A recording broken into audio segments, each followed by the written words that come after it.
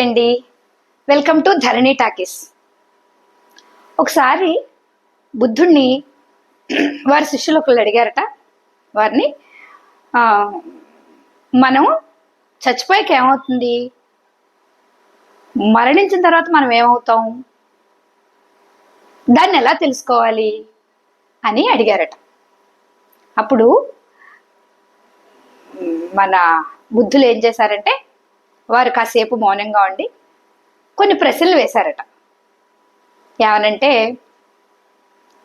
నువ్వు ఒంటరిగా, నీకు తోడెవరూ లేకుండా ఒంటరిగా అడవిలోకి ప్రయాణిస్తూ ఉన్నావు. అడవి దాటి వెళ్ళాలి, నువ్వు అడవిలో వెళుతూ ఉన్నావు.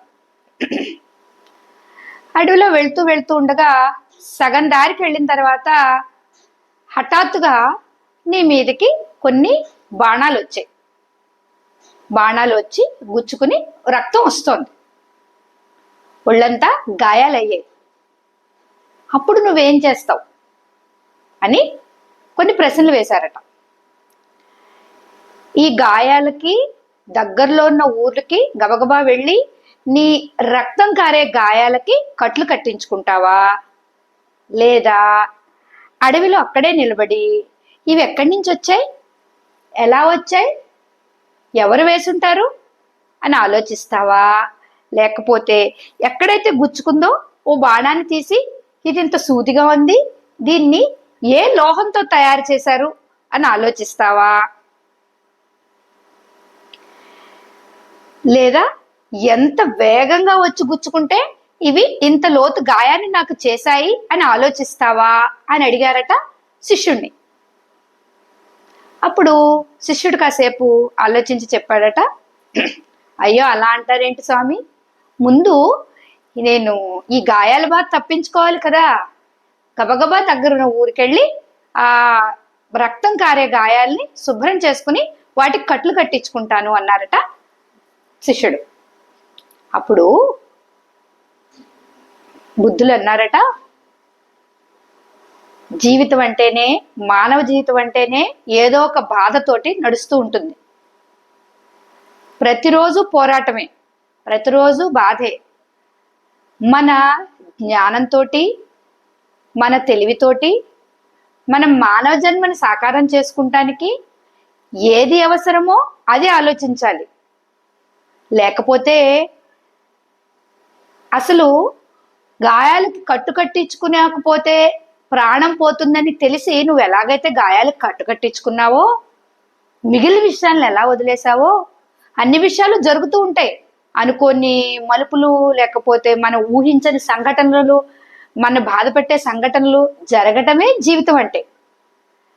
ఆ క్షణం ఆ బాధలోంచి లేదా ఆ బెంగలోంచి ఎలా విముక్తులవ్వాలి అని ఆలోచించాలి తప్ప, మనకి సమాధానం దొరకని అవసరం లేని వాటిల్లో మీరు గనక చిక్కుకుంటే, ఈ గాయాలకు కట్టుకట్టించుకోకుండా మిగిలిన వాటి గురించి ఆలోచిస్తే రక్తం పోయి నీకు ఎలా మరణం సంభవించినో అదే విధంగా అసలు విషయాల పట్ల శ్రద్ధ చూపించకుండా మిగిలిన విషయాల పట్ల ఆలోచిస్తే మొదటికే మోసం వస్తుంది నాయన.